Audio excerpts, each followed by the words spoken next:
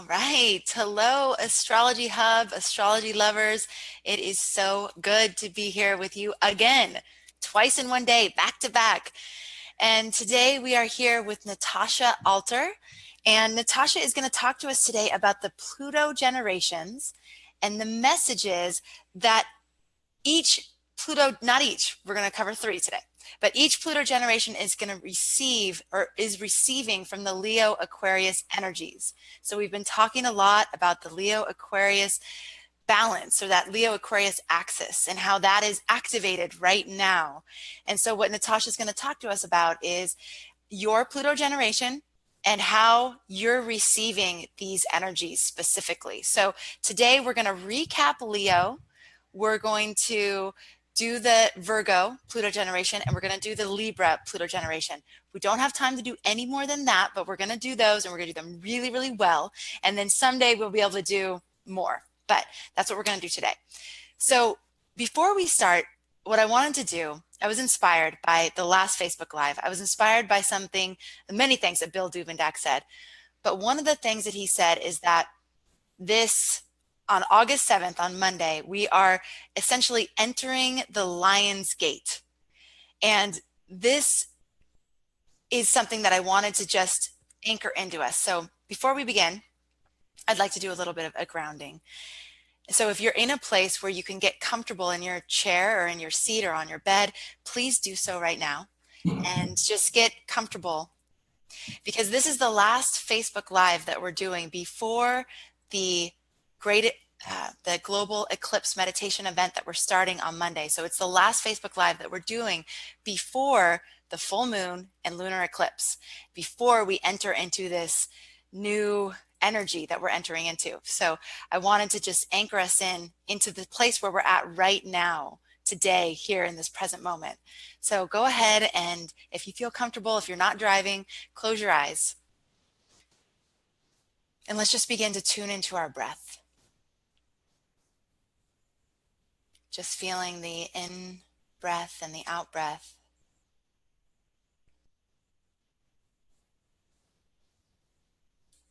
Imagine how it's very similar to the ocean waves crashing on the shore.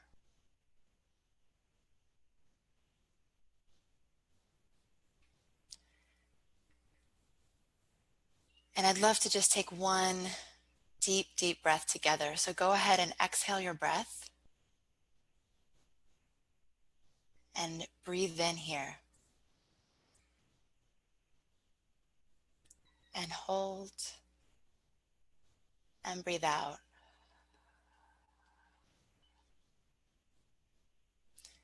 And now I would love to invite you to imagine that you're standing in front of a gate, the Lion's Gate. What does this Lion's Gate look like for you? Do you see lions flanking either side of the gate? Is it large and looming? Is it smaller and more inviting? Just what are you seeing as you're standing at your own personal Lion's Gate? I want to invite you to imagine that you are adorned. Maybe you have some sort of crown on your head. I always see a crown of flowers. Maybe you have some sort of adornment on your head. Maybe you're wearing robes or something that is commemorating a special moment. Bill also talked about ritual and how once we put on a robe, we're actually in a ritualistic moment.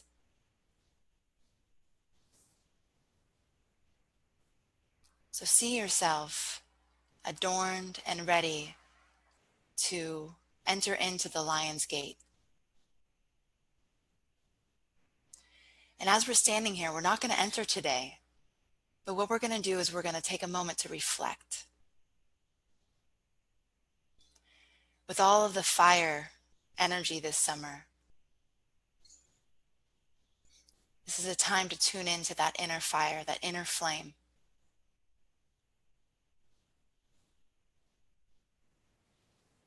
What is it that's within you that is yearning to be expressed?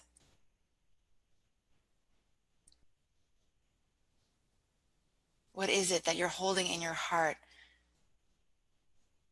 that wants to burst forth?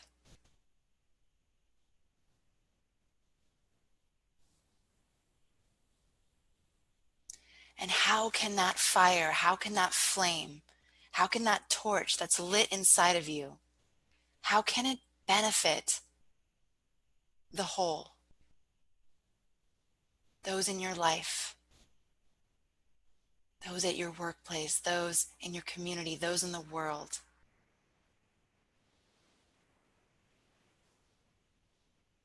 And this is just a moment to reflect on those questions. Because the fire is only going to be burning brighter, more intensely. So let's just take this moment to get clear on what that fire is and what it's here to serve.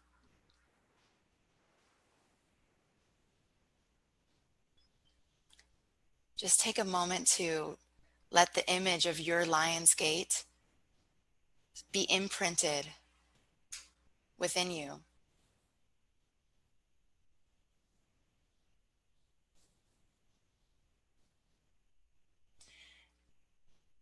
And Monday, we will actually begin to walk through that gate together on the full moon, lunar eclipse, August 7th. And we will walk together, hand in hand, all the way until the great American eclipse on August 21st, stoking each other's fire, stoking each other's flame, walking hand in hand and using that fire to serve, using that love to serve and heal and provide hope and inspiration for everyone that crosses our path.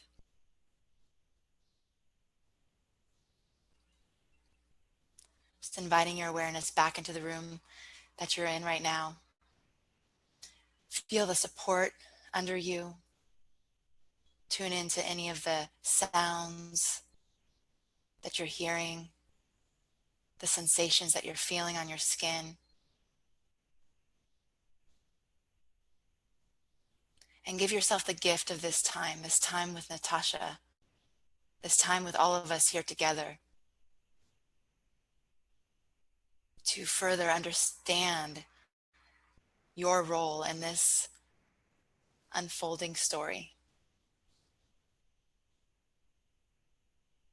Go ahead and wiggle your fingers and your toes. And when you're ready, just gently open your eyes.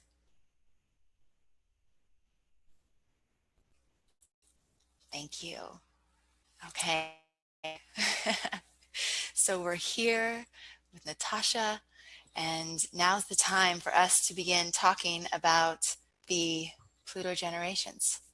Natasha, tell us, do you want to start with the Leo recap, or tell us where you want to start? Whoa, I need to come back, come ground a little bit from the Lion Gate. It was a beautiful gate I saw, just golden, glowing with a golden light. Oh my Right? goodness. You're so good at I'd love to hear what other people were seeing. yeah, give us some feedback. Yes, I would like to do a little recap for those who are just tuning in, just to situate you and ourselves once again, reconnect to the line of thread of our conversation. So as we're moving into Aquarian age, we also are experiencing now the lunar nodes transiting in Leo Aquarius that they entered in May, and they're going to stay here for another year, for a year and a half, as they do with each sign. And now we're entering the Lion Gate, where we have the Aquarian eclipse, lunar eclipse in Aquarius, and then we have Leo. So we are in the very epicenter, in a way, of the Leo Aquarius energy, and therefore I call it a mini Aquarian age.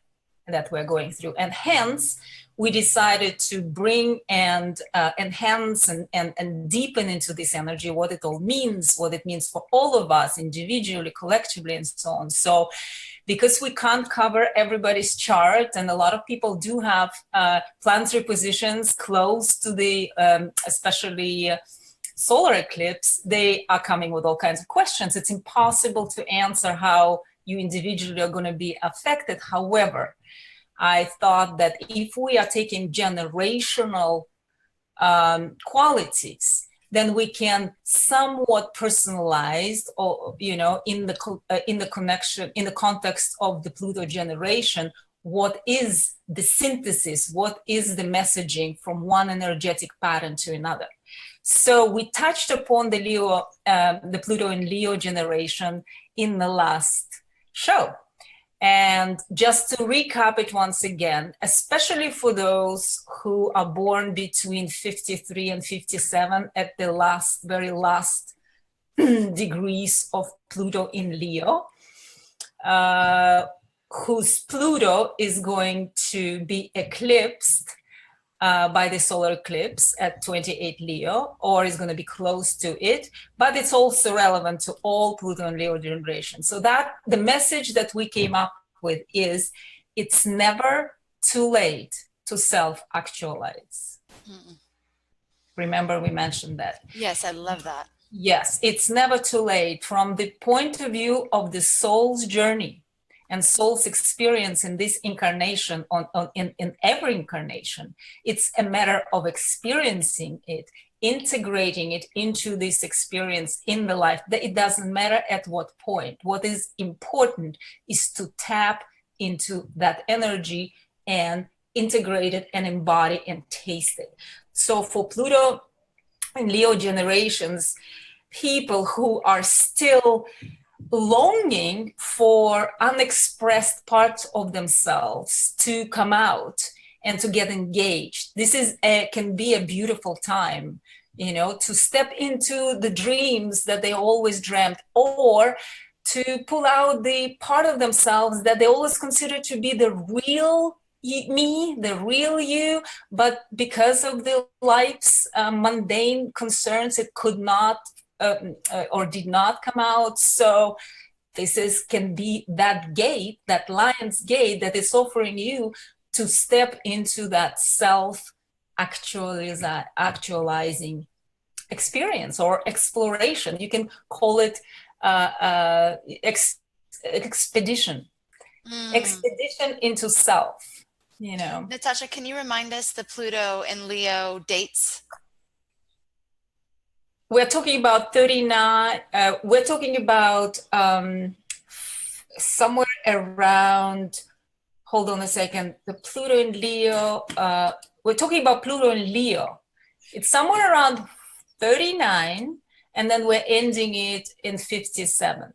Okay, 1939 to 1957. Those of you born in that time frame. Yeah, but I think a bulk of our listeners are also the babies of the 50s. Mm-hmm. That's what I observed. So those babies are being, in the way reborn, Pluto, rebirth again. So there is to me, it sounds like an interesting cosmic invitation to step into this new self-experience and self-expression. So, okay, now let's move to Pluto in Virgo. And this is about those born 57 to about 72, 71, 72, 71. Pluto is already starting to move into Libra. Oh boy, that is, and it's actually quite a chunk of our listeners and quite a lot of people who are picking up astrology now or have been picking up is Pluto in Virgo generation. I'm one of them also. It's quite an important generation from my perspective,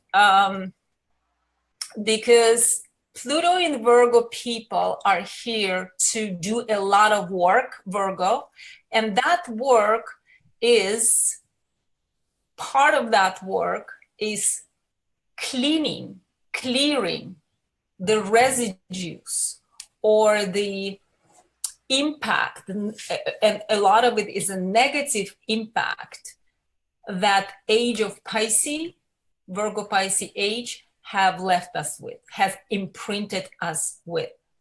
So Pluto in Virgo has kind of taken upon itself that, okay, we know how to clean. Wow. We're not, we don't shy away from work, So in a way, they are here energetically cleaning everything which has to do with the ramifications of Piscean age in the unhealthy way. Healthy as well, but we, for the sake of healing and evolving, we're looking right now at those distorted expressions. And boy, there are a lot of them. So by going and reliving all the Virgon or Virgo Piscean traumas, or deep experiences, they are determined here. They come to determine to transform it, Pluto, right? Transmute it, to release it, Pluto. For all of us, not just for themselves, but for the whole planetary energy. So in a way, it's like taking upon this role of clearing the path for the next generations, not to drop into those unhealthy energies.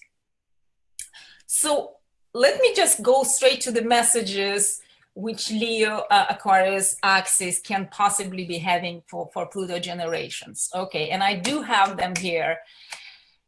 So message number 1, you don't have to do, Virgo, you don't have to do anything in order to be loved.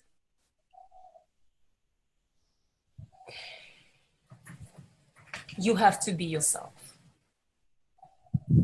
So Virgo, Pluto in Virgo generations have the carryover sense from the centuries of implantation, like this kind of psychic indoctrination, that in order to be loved, one has to do something.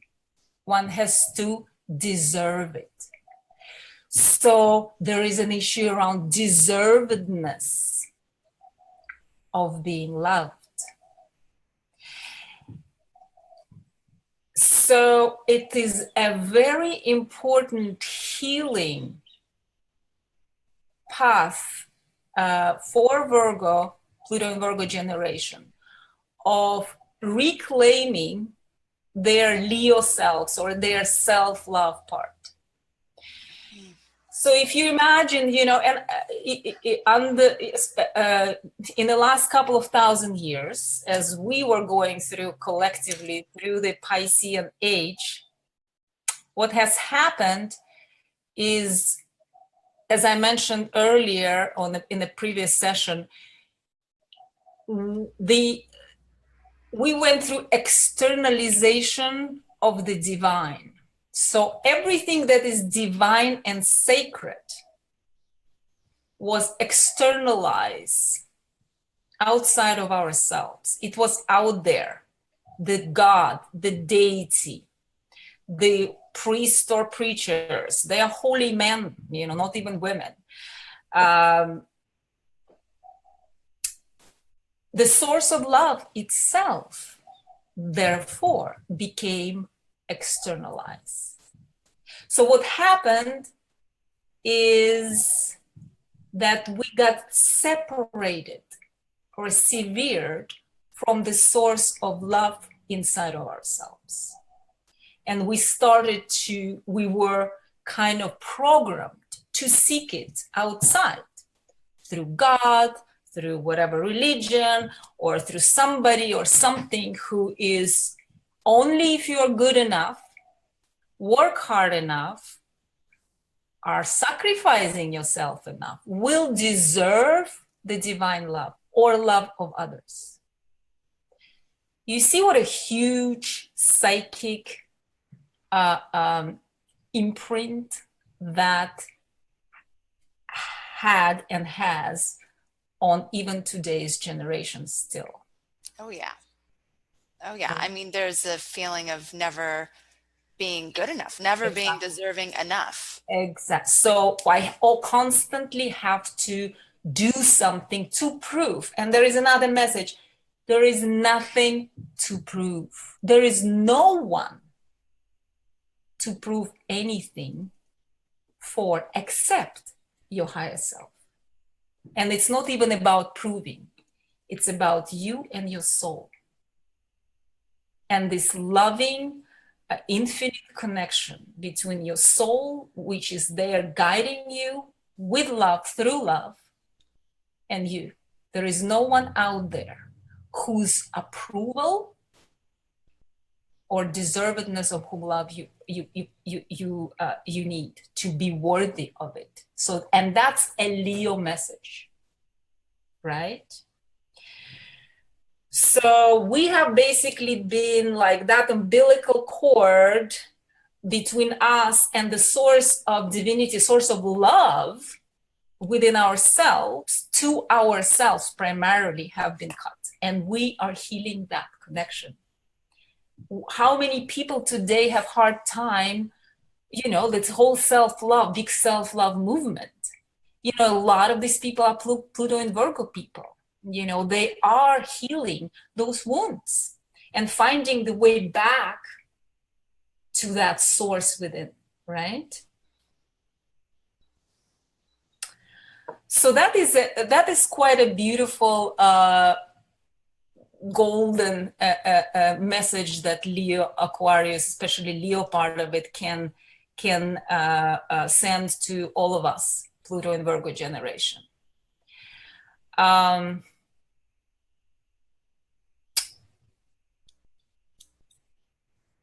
And so we are learning to be ourselves. We are more and more closer and closer. We are coming to how it is just to be me, without worrying what others think.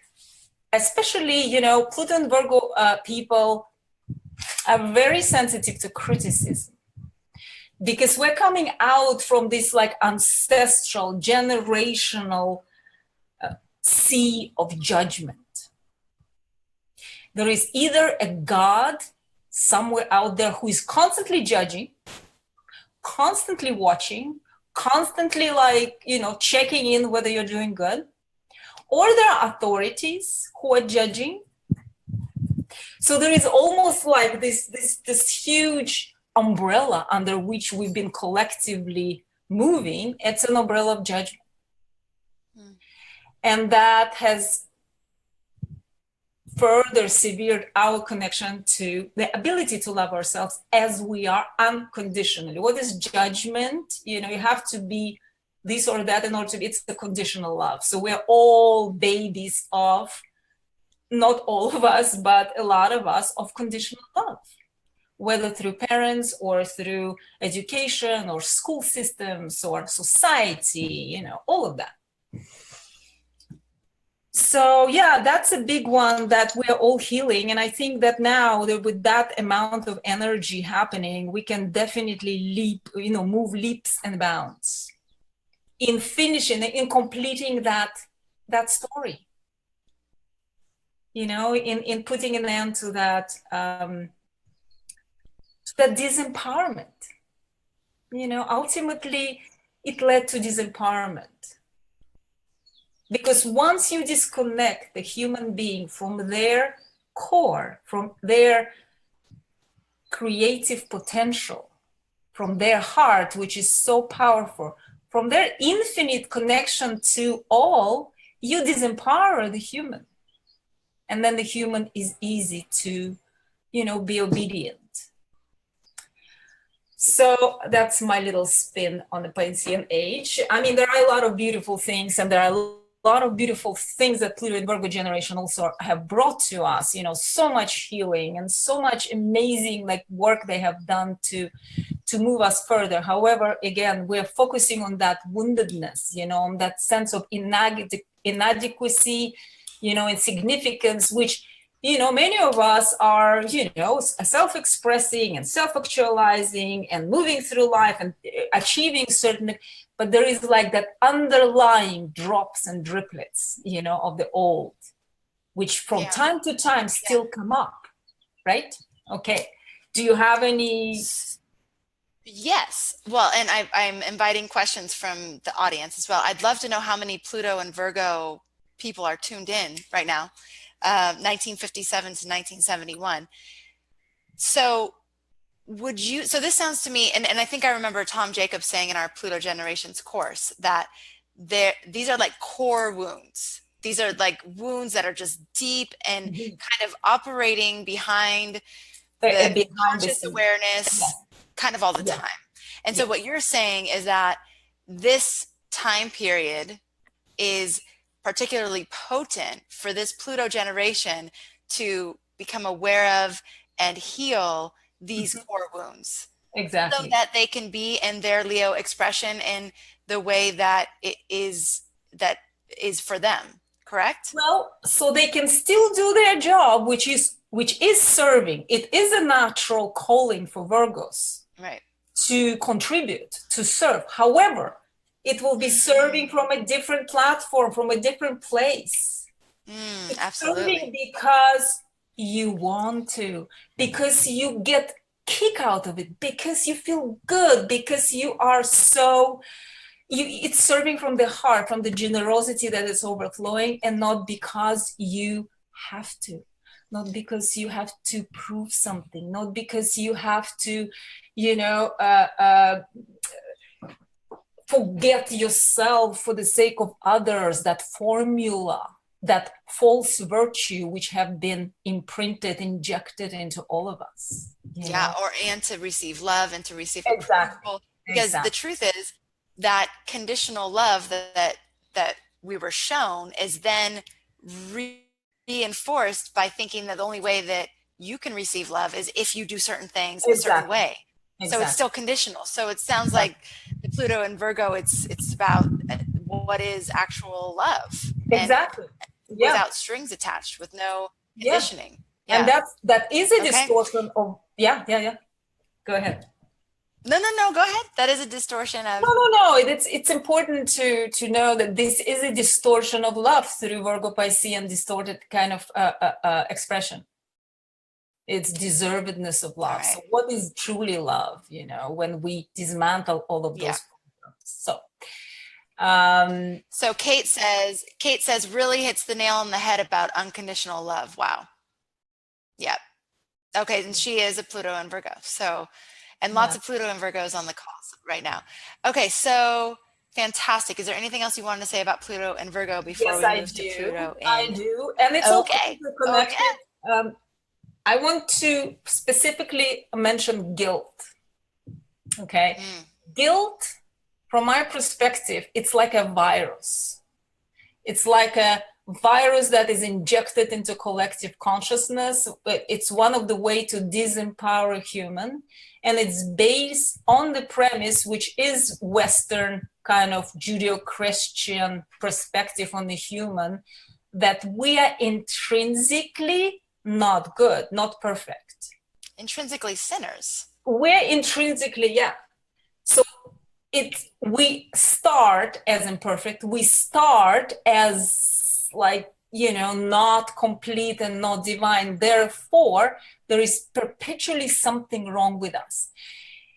And, we can go, in today's age and have spiritual resources and practice and be aware. However, it's very important, those subtle voices have uncanny ability to persevere. So we have to be really awake and mindful in checking with ourselves, how do we experience ourselves in this or that moment. And guilt is created by that sense of imperfection. So there is something constantly wrong about me. No matter how I try, there's something constantly wrong. And therefore, like my doing or my presence of what I say or what I did to others, there is that guilt as a byproduct of that. You see what I mean? So it's very important to address, because I've seen like thousands of people, many people like struggling with that guilt. It almost pops up automatically. How does it show up? Like, how do you see it show up in your clients and the people that you work with? It sometimes it can have to do with, like, let's say, passing of the parent or friends, or I haven't been there enough, or there's something I did or did not do. It's like that that plague, that like self-torment, or living a partner and then carrying that guilt that because of me his or her life got all destroyed. That guilt. Or even saying something to a friend and then carrying guilt for saying it. Guilt is different from responsibility. You see, they're completely different principles here. And so the last message, and I like this one, which I actually use with my clients sometimes who have Pluto in Virgo. There is an English expression which I like a lot in this occasion, in this context. He or she, sometimes they say, is full of herself or full of himself. So I tell my Virgo people, be full of yourself. So if you think about what is this expression, why is it so negative? Why is it so critical? Why is it a critique? Somebody is full of themselves. So the question is like, so what's wrong with that? Who else would they be fooled with? That's See what I mean? point. Yeah. However, it is a deprecating, criticizing, condescending term or expression. Now, why? You see how far we went in denying our belonging to ourselves first, that we even like have expressions which are there to, So, and it has nothing to do with narcissism, of course. When you're full of yourself in a narcissistic way, it's a whole different trip. So I tell my Pluto and Virgo clients, just go and be full of yourself. And then, of course, the response is, well, I'm going to be perceived as egocentric or selfish. And, it's wrong. No, it's not wrong. Okay, lots of messages for you, Pluto and Virgo generation out there.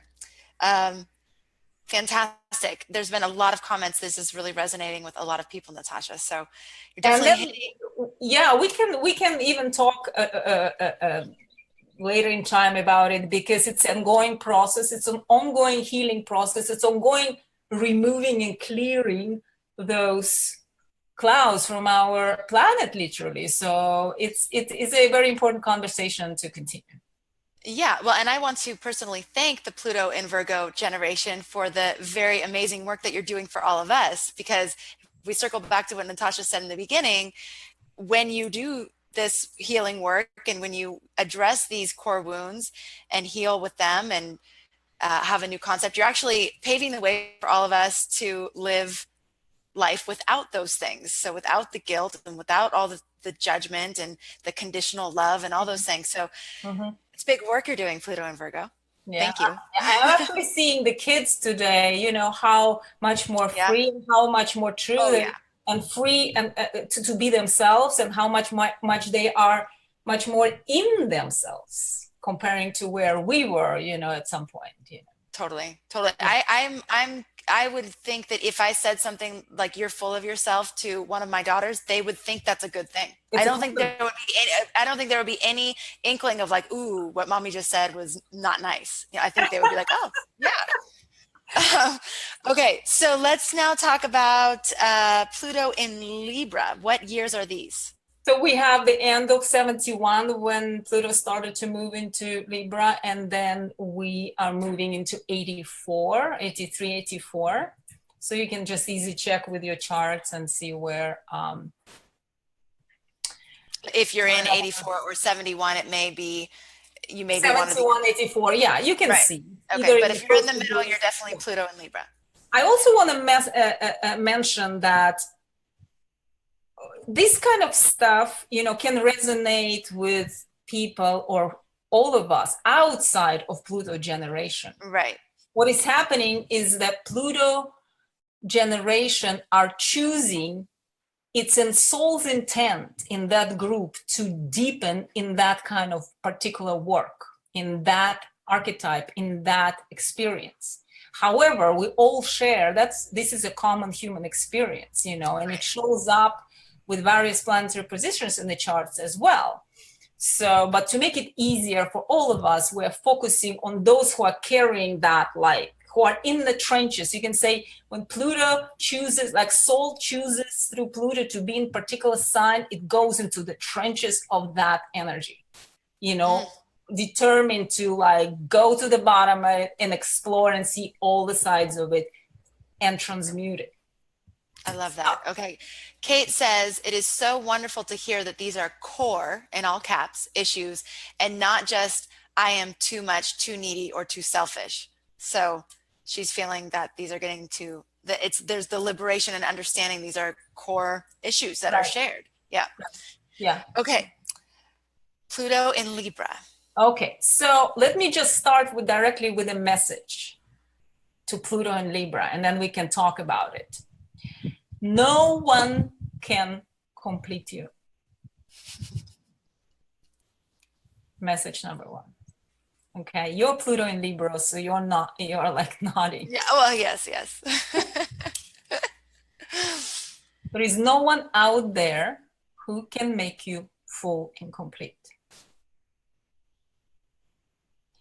So while Pluto and Libra generations are there to explore all of the layers and all of the expression of interpersonal relationships, whether it's partnerships or people, humans, it's very important to remember in the meanwhile, and that's a Leonian message. It's a message of complete. No one out there can really complete you. Now, and it's very important for Librans to understand the difference between complementing and completing.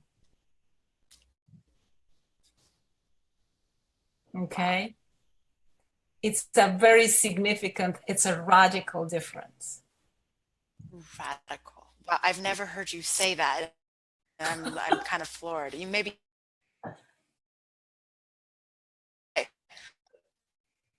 You just disappeared for a few seconds. What did you say? You maybe. Oh, maybe I heard it, but I didn't hear it. How sometimes we hear these things and they don't absorb until the right moment. Good. I'm glad that there is something new under the sun. I mean, there is nothing new, but at least under our sun. Yes, that's a very significant understanding. When we're seeking to be completed, we're coming out of that sense, and it's like almost like residues of Virgo incompleteness, right? Complementing each other, and that leads to what? Seeking to complete oneself, to codependent relationships, right? Because the other person all of a sudden become that is important part of me, without whom or what I am not whole. All of a sudden, the responsibility we start projecting on that person becomes supremely unhealthy. And that leads to codependency, right?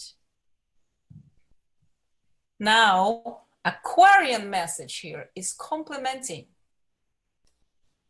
is joining each other's individualities to magnify, to augment, to support each other's Leo uniqueness, each other's Leo core essence, right?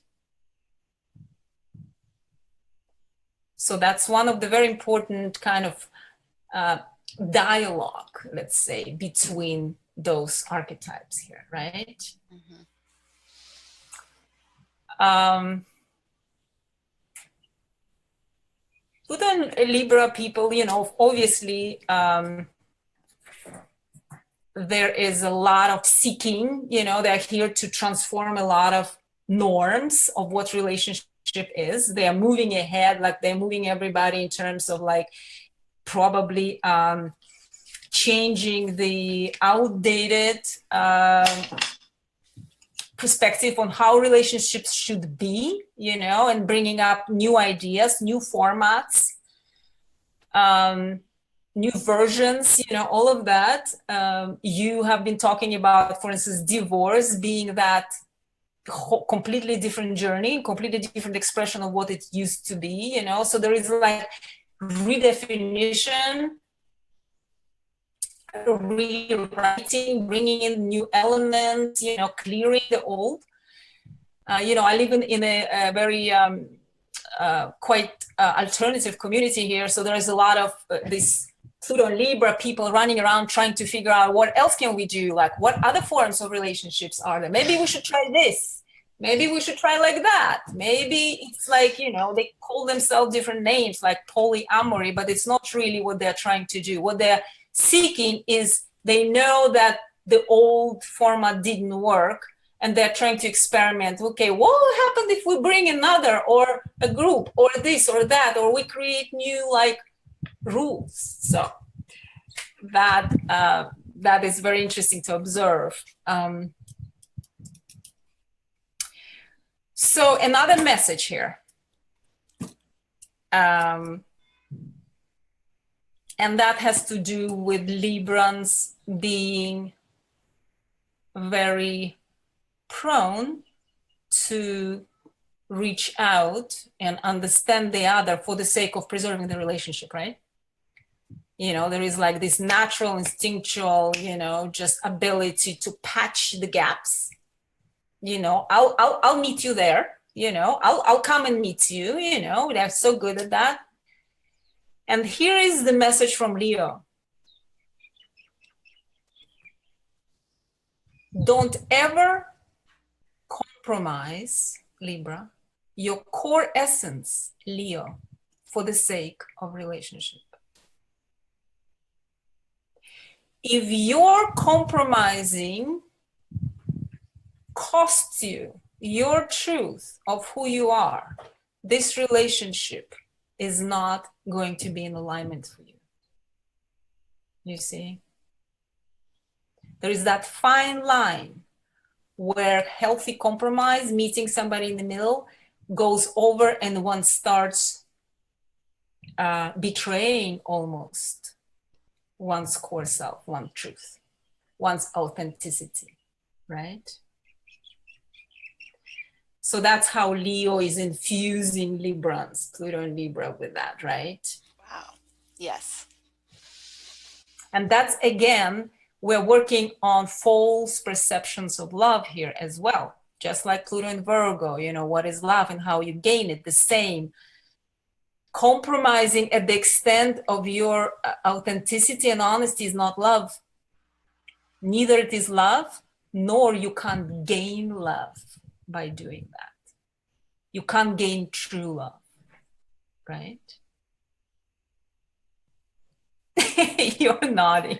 Well, I mean, it's just amazing. I don't know if the Pluto and Virgo generation, while Natasha was speaking, if you're able to pull up like recent examples of how this is showing up, like in the little microcosm of this time. And maybe you Pluto and Librans are also experiencing that. But as you're talking, it's like I literally had a conversation the other day in which I was doing that thing you're talking about, like understanding the gap and really curious about the person's perspective and wanting to see it from that perspective, et cetera.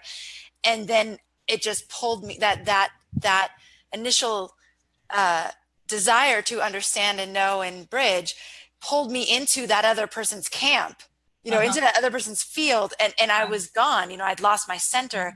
And so it's amazing to have, I feel like right now where things feel like they're a bit accelerated, you know, and amplified, we're giving opportunities in little moments to address these things. And so as you're speaking, I'm like, oh my gosh, I was just there like 3 days ago. And I talked to you after because I was so rattled by it. I really was rattled, you know, so yeah, anyways, that's why I'm. But it's, you see, once you are on that path of evolution, as you, for instance, is like years ago, that would not have rattled you as much. Right. You would It be wouldn't. able to handle it differently. But the more you align with your core essence, the more painful and difficult and, the more it costs you. Well, I don't think I would have even noticed I was off center because Right. I never really was in center. So Right. that could be exactly what you're talking about. The Yeah. tightrope gets a little thinner, and then when we fall, either way, we feel it more. Yeah. Yeah. Yeah. So here's another message for Pluto and Libra generation. It's never about the other. It's always about you. And that's a kind of metaphysical, spiritual take on it. However, with certain Aquarian kind of undertone, it is us who attract our partners, our friends, our circumstances, people into our lives, because this is what we're seeking to reflect through, right? So when we perceive that this is because of the other, that's another expression of codependency. It's because of him, her, that I am or feel, or my life went this way, right? So taking back that responsibility, right, of your choices, of who you attract and why. And that is an Aquarian perspective, that kind of detached, conscious, aware understanding of the workings of the law of attraction, of how we're pulling the energies we need to pull towards, like all that magnetic laws and the natural laws. So, I have an example of, I'm thinking sometimes about, I lived for a short time, I was a guest of a friend of mine who lived in an intentional community, Aquarius, right? Intentional community. And they had a certain manifesto or the set of rules or guide, lines that they had for every member, so that this community, that group of people, will actually co-create and function in a very conscious, heart-centered way. So I remember when I read this manifesto, it's called actually Co-Creators Agreement. Even the name of it is pretty cool, right? It's very Aquarian name, Co-Creators Agreement. When I read it, and there was a big emphasis on everybody taking responsibility for their choices, for their words, for their behavior, no pointing fingers, taking a stand, being aware of how one creates the reality. I thought, oh my God, every couple, never mind in community, every couple should have this as a manifesto, because it's applicable to any intimate relationship or interpersonal relationship at large. So Aquarius message here is bring consciousness into relationships. Aquarius, higher consciousness, right? Bring consciousness. Don't run on this, unconscious kind of like, oh, we established this and we just roll with that. No. Communicate, Libra Aquarius, right? Communicate consciously without blaming. Stand for your truth and be ready to understand the other ones without, again, compromising your truth. So yeah, I thought that was pretty cool, how Aquarius and Libra energies can actually feed each other. And, Aquarius is kind of more, let's say, advanced in the chart. Let's say we come to Aquarius way after we've done Libra. So in a way, there is a certain wisdom, like there is more accumulated wisdom to Aquarius, although it's the same air sign. So what is it? Why are friendships, for instance, ruled by Aquarius and not Libra? I mean, Libra too, it's partnership, but why friendships? Because in friendship, you come in the clean kind of agreement that we are here because we love each other. Leo, we see each other as we are. We appreciate each other as we are. We honor each other's individuality. We don't need anything from each other except it, we just love each other. So You see why kind of Aquarius is a little bit like ahead there? Right. I mean, I'm wondering if, because Libra is seventh house. Yes, So but that's where we put marriage. Like that's where we exactly, put like intimate relationships. So exactly, it's exactly. almost like those principles of Aquarius need to be infused into Yeah, we look at yeah, the marriage. Yeah, integrating the messages from different archetypes. Yeah, and right. especially now where the lines are thinning and everything becomes so much more synthesized, and we are gaining knowledge from different departments of life, so that is definitely, and today the term conscious relationship is very strong. It's full on. People don't want to do the old stuff. And I guess we're running out of time, but I want to bring the last message to Pluto and Libra generation: sovereignty, right? I thought of that word way in the beginning when you were talking. It's like, oh, you mean sovereignty. Okay. Sovereignty. Remember, while you, Pluto and Libra, are busy figuring out where you end and the other begins, where who is holding what role, and how you are working it out together. Remember, sovereignty is extremely healthy element in the relationship. It has nothing to do with separating, has nothing to do with removing yourself from the other or abandoning the other, or being perceived as you are not loving at all. Boundaries is very important for Libras. It's so interesting that word sovereignty. A few years ago, I realized that I actually didn't know how to spell it. And that to me was such a metaphor for the fact that I actually didn't understand it at all. It was like a word that I can't spell. I mean, I don't even know what it really actually means. And so there's been such a journey for me, and I'm still on it, that journey of what is sovereignty? What does that look like? And how does sovereignty look in relationship? How does sovereignty look in business, Mm-hmm. relationships and intimate Mm-hmm. relationships? How does it look? Mm-hmm. And Mm-hmm. it's a really interesting thing to be exploring. I guess that's the Pluto and Libra Yeah. part of what we're here to heal and understand. Yeah. Yeah, and bring new elements, elevate it to new levels of expression, this whole Libra paradigm, right? And so yeah, tell me. Yeah, well, I forgot. I remember. I just remember that I forgot to ask how many Pluto and Libra people are on the phone because it was really fun to see all the Pluto and Virgo come through. But I'd love to see how many of you are Pluto in Libra here with us. But go ahead, Yeah, Natasha. Sorry. give us some signs. And of course, the big and good and famous Aquarian message is equality. So Libra is already tending to figure out through its scale, right? How do I gain this balance, right? Now with Aquarius, the sense of equality is already embedded and kind of is deeply understood in its best expression. Of course, not every Aquarian will do that, but yeah, in its highest vibrational expression, its intrinsic understanding of equality, of equal dignity and equal value of each individual. So for Librans, for Pluto and Libra, they bringing the sense of equality,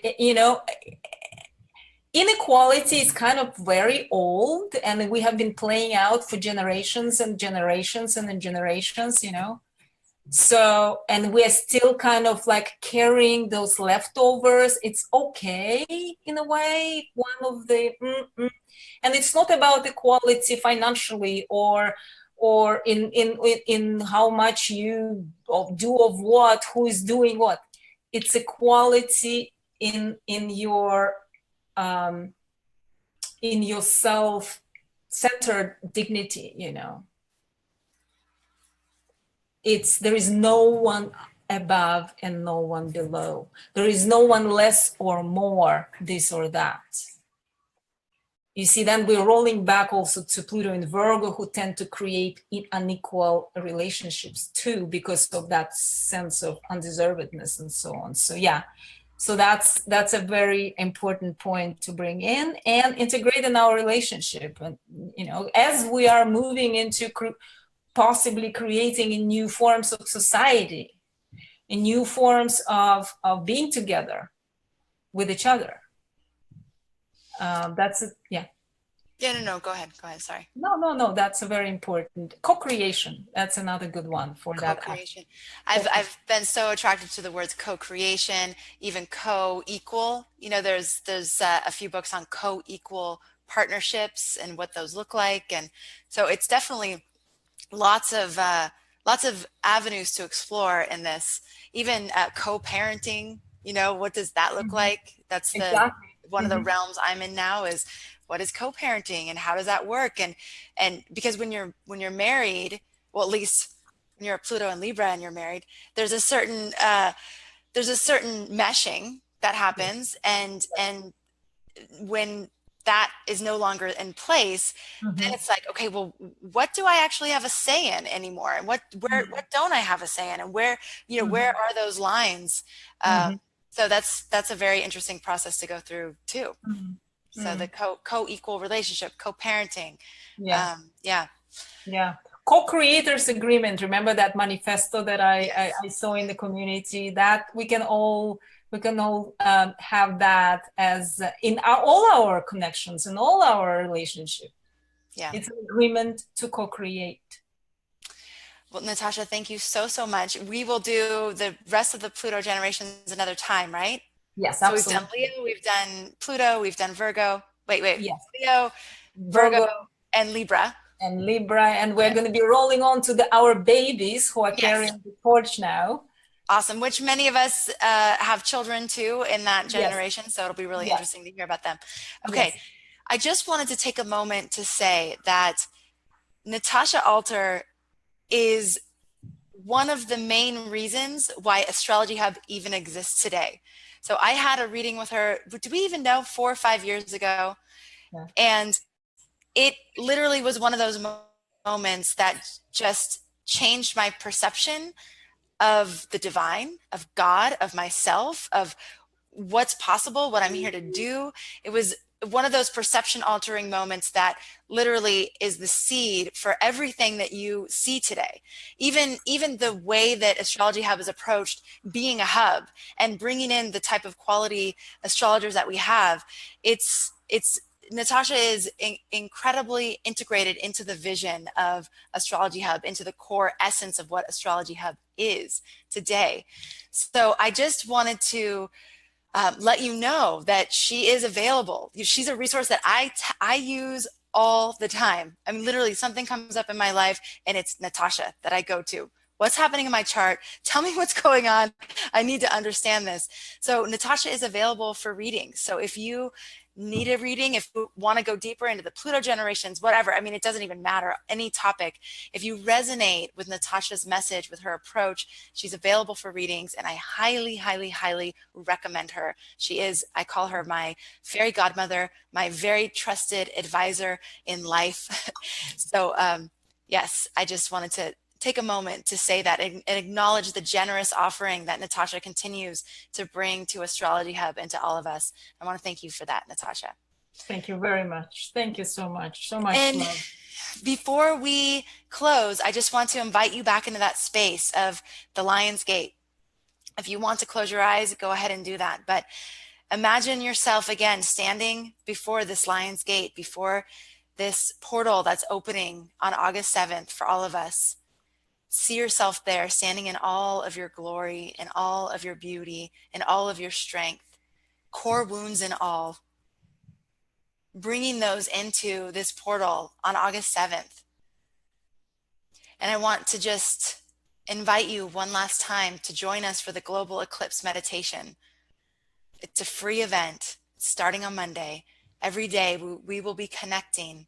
We will be joining hands. We will be inspired. I said yesterday, we will be dipping our whole bodies in the wellspring of inspiration, of love, of combined intention, of our power together as co-creators, our power together as co-creators to seed and plant and create a new reality on this planet that works for everyone.